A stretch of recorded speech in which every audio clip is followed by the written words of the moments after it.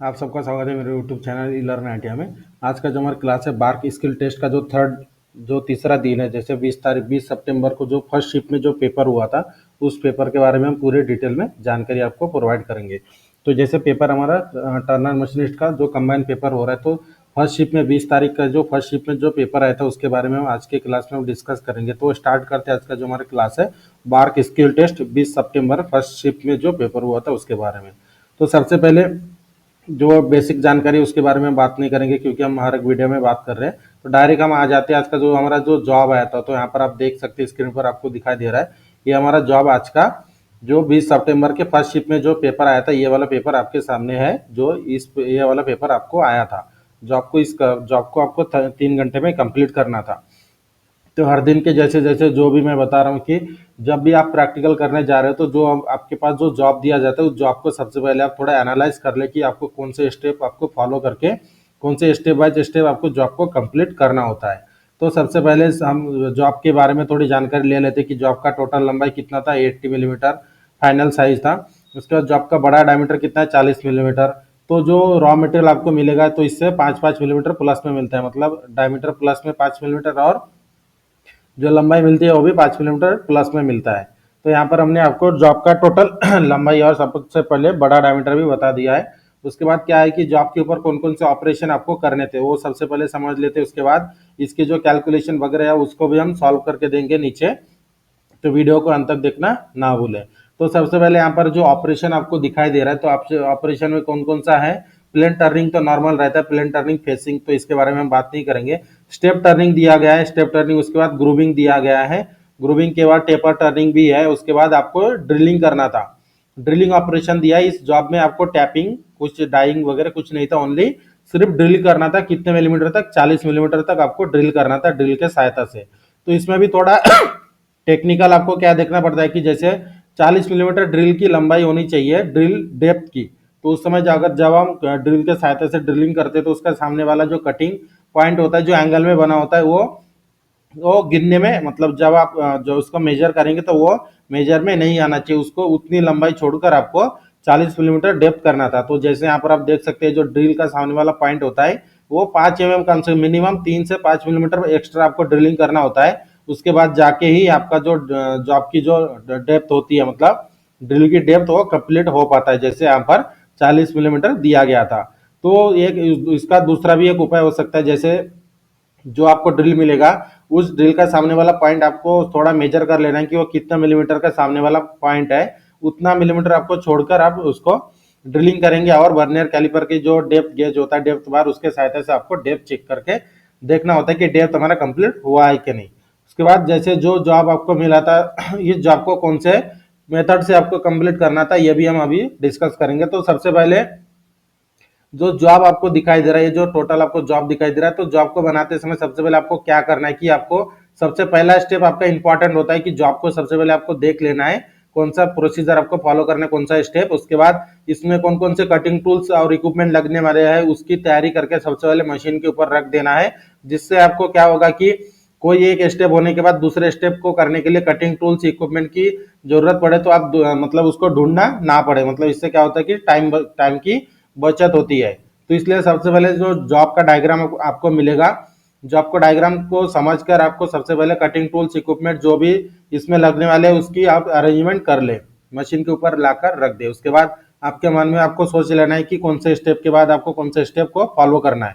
तो जो जॉब आपको फर्स्ट शिफ्ट में जो मिला था, इस जॉब को सबसे पहले करते समय आपको ये बैक साइड को पहले कंप्लीट करना था। उसके बाद आपको पलटाकर ये जो 23 मिलीमीटर है इसके ऊपर लगाकर आपको टेपर टर्निंग करना था।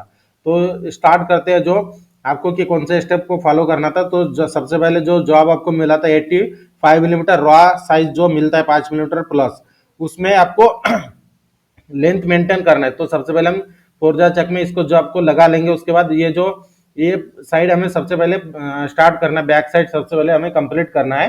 तो बैक साइड को कंप्लीट करने के लिए जो हमारा टेपर वाला भाग है, इतने लंबाई पर आपको पकड़कर बाकी के जॉब को पूरा कंप्लीट करना था। मान लीजिए कि जैसे 25 मिलीमीटर है तो 25 मिलीमीटर आपका सबसे पहले जॉब का जो लंबाई है 25 मिलीमीटर, उतना आप चक के अंदर पकड़कर बाकी का जो 60 मिलीमीटर आपको बचेगा, 65 मिलीमीटर, तो उतना आपको क्या करना है, बाहर रखकर जॉब को ट्रू कर लेना है। उसके बाद ट्रू करने के बाद सबसे पहले बेसिक ऑपरेशन आता है, कटिंग टूल को आप सेंटर हाइट पे एक्यूरेट सेट कर ले।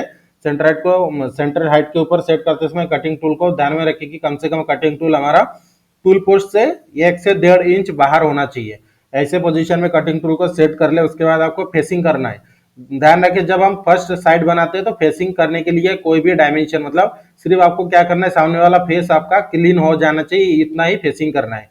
इतना फेसिंग करने के बाद आपको प्लेन टर्निंग करना है। प्लेन टर्निंग करके आपका जो आपका साइज कितना वाला लेना है, 40 मिलीमीटर आपका बड़ा डायमीटर आपको कंप्लीट फाइनल कर लेना है। ये वाला स्टेप आपको सबसे पहले प्लेन टर्निंग करके ये वाला बड़ा वाला स्टेप आपको कंप्लीट कर लेना है। जो हमारा बड़ा जो आपका डायमीटर दिया है, सबसे पहले जो बड़ा डायमीटर है 40 मिलीमीटर, ये इतना आपको कंप्लीट कर लेना है। उसके बाद आता है स्टेप टर्निंग करना है। स्टेप टर्निंग करते समय जो आपकी जो लंबाई है, टोटल स्टेप टर्निंग की लंबाई कितना होगा, 25 प्लस 7 मतलब 32 मिलीमीटर आपको स्टेप टर्निंग करना है, जिसकी डायमीटर होगा 30 मिलीमीटर और स्टेप टर्निंग की लंबाई 32 मिलीमीटर।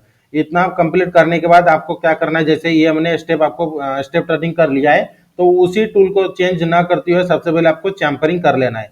चैम्परिंग करते समय जो एंगल आपको दिया गया, एंगल आपका मैटर नहीं करता है। आपको इतना ध्यान में रखने की चैम्पर आपका दिखना चाहिए मिनिमम आपको 2 मिलीमीटर, मतलब आप लेथ मशीन के ऊपर कोई भी प्रैक्टिकल कर रहे हैं तो आपको पता हो जाता है कि 2 मिलीमीटर कितना होता है, 3 मिलीमीटर कितना होता है। तो उसी समय आपको कटिंग टूल को जो जब हम फेसिंग करते समय जो एंगल में सेट करते हैं, उस तरह से थोड़ा सा ज्यादा एंगल में सेट करके डायरेक्टली आपको चैम्परिंग कर लेना है। उसके बाद कटिंग टूल को चेंज करके आपको क्या करना है, पार्टिंग टूल सेट करना है ग्रूविंग ऑपरेशन करने के लिए। पार्टिंग टूल को सेट करके आपको जो ग्रूविंग ऑपरेशन दिया है, ग्रूविंग की लंबाई कितना है 7 मिलीमीटर और उसका डायमीटर कितना है 20 मिलीमीटर।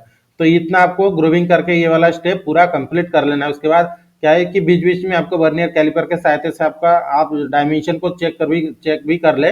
वर्नियर कैलिपर या फिर जो हमारा आउटसाइड माइक्रोमीटर होता है, उसके सहायता से भी आप डायमीटर को एक्यूरेटली चेक करके कंप्लीट करें। ये तो हमारा हो गया एक साइड से एक जो हमारा जॉब है आधा बन जाता है इस तरह से। उसके बाद जॉब को पलटा कर आपको क्या करना है, जो हमारा 23 मिलीमीटर दिया है, इसके ऊपर एल्यूमिनियम के पैकिंग पट्टी के साथ इसके ऊपर आपको पकड़ना है। इसके ऊपर पकड़ने के बाद जो आपको ट्रू कर लेना एक्यूरेट ट्रू करने के बाद आपका पहला स्टेप आता है कि जो आपकी लंबाई मेंटेन करना। फेसिंग करके सबसे पहले जो आपकी लंबाई आपको मेंटेन कर लेना है कितना, 80 मिलीमीटर। 80 मिलीमीटर सबसे पहले फेसिंग करके हम कंप्लीट कर लेंगे फेसिंग वाला ऑपरेशन और लंबाई मेंटेन कर लेंगे। उसके बाद वाला जो आता है स्टेप, कटिंग टूल को चेंज ना करती है, कटिंग टूल के एंगल चेंज करके आपको पैरेलल मतलब स्टेप टर्निंग करके आपका डायमीटर कितना बनाना है जॉब का, 30 मिलीमीटर जॉब का डायमीटर आपको कंप्लीट करना है। यहाँ तक आपका स्टेप टर्निंग होने के बाद इस स्टेप के ऊपर आपको फिनिशिंग करने की जरूरत नहीं है। जब आप स्टेप टर्निंग करोगे तो फिनिशिंग की आवश्यकता नहीं है, क्योंकि इसके ऊपर हमें टेपर टर्निंग करना है तो पूरा जो मटेरियल है पूरा कट जाएगा। तो इसके ऊपर फिनिशिंग के तरफ आप ज्यादा मतलब ध्यान ना ही दे तो ही अच्छा है। तो इस तरह के अगर जो जॉब बताए तो टेपर टर्निंग जिस स्टेप के ऊपर करना होता है तो उस स्टेप के ऊपर आप फिनिशिंग के तरफ ध्यान ना दे, जिससे आपका टाइम वेस्ट होगा। उस समय जैसे हमारा स्टेप टर्निंग हो गया, स्टेप टर्निंग होने के बाद आपको क्या करना है, स्टेप टर्निंग होने के बाद आपको कटिंग टूल को मतलब एज इट इज रखना है, क्योंकि हमें टेपर टर्निंग करना है। तो उसके पहले आपको ड्रिलिंग कर लेना है। जब हम फेसिंग करते हैं तो इसके पहले के वीडियो में भी मैंने बताया था, फेसिंग करते समय आपको जैसे ड्रिलिंग ऑपरेशन दिया गया है जॉब के ऊपर, तो स्पॉट फेसिंग भी कर लेना होता है। स्पॉट फेसिंग मतलब यहाँ पे थोड़ा ये जो आपको सामने वाला पॉइंट दिखाई दे रहा है टेपर में, मतलब इस तरह से एक गड्ढा बनता है, जिससे आप जब ड्रिलिंग करोगे तो ड्रिल एक्यूरेट उसी सेंटर में जा मतलब उसी सेंटर से एक्यूरेटली सेंटर मतलब ड्रिलिंग होता है, इसलिए स्पॉट फेसिंग जरूरी होता है। तो स्पॉट फेसिंग जैसे हमने कर ली है, उसके बाद आपको ड्रिल जैसे 10 मिलीमीटर का ड्रिलिंग दिया तो डायरेक्टली आप 10 मिलीमीटर का ड्रिल लगा के डायरेक्टली ड्रिलिंग कर सकते हैं। ड्रिलिंग करते समय मीडियम स्पीड रखें और कूलेंट का उपयोग करें। कूलेंट का उपयोग करने के बाद मतलब ड्रिलिंग ऑपरेशन की पहले बता रहा हूँ, क्योंकि जब आप अगर आप पहले टेपर टर्निंग कर लोगे उसके बाद ड्रिलिंग करने जाओगे तो जो कूलेंट यूज करोगे तो उससे जंग लगने का चांसेस रहता है। तो इसलिए सबसे पहले आपको स्टेप टर्निंग कर लेना है। स्टेप टर्निंग करने के बाद आप ड्रिलिंग कर सकते हैं, या फिर फेसिंग करने के बाद डायरेक्टली ड्रिलिंग कर सकते हैं। इसमें आपका ऑप्शन है, आप कौन से भी स्टेप को फॉलो कर सकते हैं। तो उसके बाद जैसे हमने मान लीजिए कि हमने ड्रिलिंग कंप्लीट कर लिया है, उसके बाद ड्रिलिंग का डेप्थ वगैरह वर्नियर कैलिपर के सहायता से हमने चेक कर लिया। उसके बाद का स्टेप है हमें क्या करना है, टेपर टर्निंग करना है। तो टेपर टर्निंग करते समय आपको क्या टेपर का एंगल कैलकुलेट करना है। तो टेपर का बड़ा डायमीटर कितना दिया है 30 मिलीमीटर, टेपर का छोटा डायमीटर कितना है 20 मिलीमीटर और टेपर की लंबाई कितना है 25 मिलीमीटर। इसके बेसिस पर आपका जो फार्मूला, जैसे हम नीचे भी सॉल्व करके देंगे किस तरह से कैलकुलेट किया जाता है, तो वो जो फार्मूला मैं हर एक वीडियो में भी सॉल्व करके दे रहा हूँ कि टेपर को एंगल किस तरह से चेक करते हैं। तो उसको उस फार्मूला के सहायता से आपको क्या करना है, टेपर का एंगल कैलकुलेट कर लेना है। ध्यान में रखिए कि जब आप टेपर एंगल निकालोगे तो आपका जो स्किल टेस्ट है उसमें जो, जैसे मैं एक चार्ट नीचे बता रहा हूँ नेचुरल टेंजेंट, तो उसका एक पेज आपको दिया जाता है टेपर का एंगल चेक करने के लिए। और दूसरा मेथड भी मैं आपको नीचे बताऊंगा कि किस तरह से शॉर्टकट मेथड से भी डायरेक्टली हम एंगल को कैलकुलेट कर सकते हैं। तो टेपर टर्निंग करना है हमें, जो हमारा जॉब है, जॉब के ऊपर टेपर टर्निंग करने के बाद यहाँ पर आपका पूरा जॉब कंप्लीट हो जाता है। उसके बाद थोड़ा जो टेपर टर्निंग करने के लास्ट वाला जो कट होता है उसके ऊपर थोड़ा फिनिशिंग की तरफ भी ध्यान में रखें। तो इस तरह से आपका जॉब पूरा कंप्लीट हो जाता है। तो जो कॉमन इसमें आपको एक थोड़ा ध्यान में रखें कि जो पेपर हम डेली सॉल्व करके दे रहे हैं तो उसमें एक कॉमन ऑपरेशन है, कौन सा, ड्रिलिंग, मतलब ड्रिलिंग और टैपिंग तो है, रहता ही है। तो उसके बाद दूसरा कॉमन ऑपरेशन है हमारा टेपर टर्निंग। तो टेपर टर्निंग के ऊपर बहुत ज्यादा ध्यान दे, क्योंकि हर जॉब के ऊपर टेपर टर्निंग दिया जा रहा है। तो टेपर टर्निंग कंपलसरी मानकर चले कि टेपर टर्निंग आपको करना आना चाहिए। तो इस तरह से जॉब को आपको कंप्लीट करना था। उसके बाद हम आते हैं कि जैसे इसके बाद जैसे मैंने बोला था कि टेपर का एंगल आपको किस तरह से कैलकुलेट करना है, वो भी मैं आपको अभी डिटेल में समझा के बताऊंगा नीचे में। तो स्टार्ट हमारा जो टेपर का एंगल किस तरह से कैलकुलेट करते हैं उसे हम अभी बताते हैं। तो सबसे पहले आपको क्या करना था, जो हमें टेपर का जो जो साइज वगैरह दिया गया था, वो जैसे जो आपका बड़ा डायमीटर, टेपर का बड़ा डायमीटर कितना है 30 मिलीमीटर, छोटा डायमीटर कितना है 20 मिलीमीटर, टेपर की लंबाई 25 मिलीमीटर और हमें डिग्री कैलकुलेट करना है। तो फार्मूला हमारा वही सेम वाला फार्मूला रहेगा जो हमें क्योंकि हमें टेपर टर्निंग करना है, जो हमारा मेथड है कंपाउंड स्लाइड मेथड के सहायता से टेपर टर्निंग करना है। तो इसी फार्मूला का उपयोग करके आपको डिग्री कैलकुलेट करना होता है।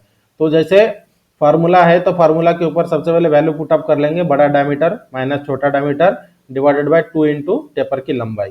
तो वैल्यू पुट अप करने के बाद इसको आपको मतलब सब्ट्रैक्शन करना है, माइनस करना है। 30 में से 20 गया तो कितना 10 बचता है। उसके बाद 25 गुनीले 2 मतलब कितना होता है 50।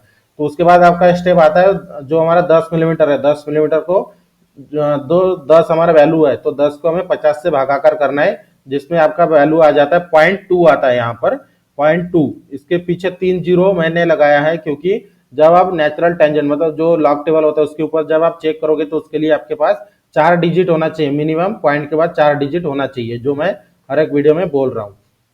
तो 4 डिजिट हमें चाहिए था, इसलिए जो हमारा वैल्यू निकला था 0.2 आया था। उसके बाद 3 जीरो हमें ऐड कर देना है। उसके बाद ये जो वैल्यू हमें मिली है, इस वैल्यू को आपको चेक करना है नेचुरल टेंजेंट में, नेचुरल टेंजेंट वाले पेज में ही आपको चेक करना है। जैसे इसको भी मैंने पहले वीडियो में समझा के बताया कि इसको किस तरह से चेक करते हैं।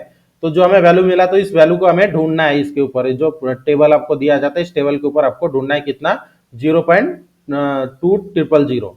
तो जो भी आपको ये वैल्यू दिखाई दे रहा है पूरा पॉइंट की वाली वैल्यू होती है। जैसे यहाँ पर आप देख सकते हैं 0 पॉइंट, पूरा 0 पॉइंट के ऊपर बाद का पूरा 4 डिजिट वाला वैल्यू है। तो हमें ढूंढना है कितना 0.2000।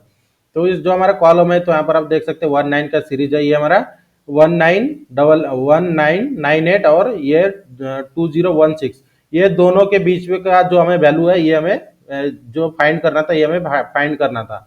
तो जो हम ये भी ले सकते हैं, ये भी ले सकते हैं, मतलब अगर प्लस में लेंगे तो जो मेन डिफरेंस है इसमें से माइनस करना होता है। अगर हम माइनस में मतलब कम लेते हैं तो उसमें मेन डिफरेंस में प्लस करना होता है। तो हम छोटा वाला लेंगे, जो हमें वैल्यू मिला था, हमें वैल्यू चाहिए था 0.2000। तो ये जो आपको वैल्यू दिखाई दे रहा है 0.1998, तो इसमें जो हमें वैल्यू मिला ये वैल्यू हम लेंगे। तो इसके लिए क्या करना होता है, जहां पर हमें वैल्यू मिला होता है उसके लेफ्ट साइड के पहले कॉलम हमारा होता है डिग्री। जैसे 11 है तो 11 हमारा क्या होगा डिग्री। उसके बाद जो हमें कॉलम मिला था उसके ऊपर वाला एकदम टॉप वाला होता है हमारा मिनट। यहाँ पर आप देख सकते हैं 18 मिनट है। उसके बाद हमें कितना टोटल एग्जैक्ट वैल्यू के लिए और 2 चाहिए था, तो 2 आपको सेम कॉलम के ऊपर मेन डिफरेंस से आपको प्लस माइनस करना होता है। तो हम 3 ले लेंगे। तो यहाँ पर आप देख सकते हैं 3 जो हमें मिला है, 3 के ऊपर वाला टॉप वाला कॉलम कितना ये एक है, मतलब 18 मिनट और प्लस 1 मिनट कितना हो जाता है 19 मिनट। तो हम राउंड फिगर 20 मिनट पकड़ ली, क्योंकि हमारा जो मिनट है, मिनट हम सेट नहीं कर सकते मशीन के ऊपर, तो हम 1 मिनट का कुछ फर्क नहीं पड़ता है, तो इसलिए राउंड फिगर हमने 20 मिनट ले लिया है।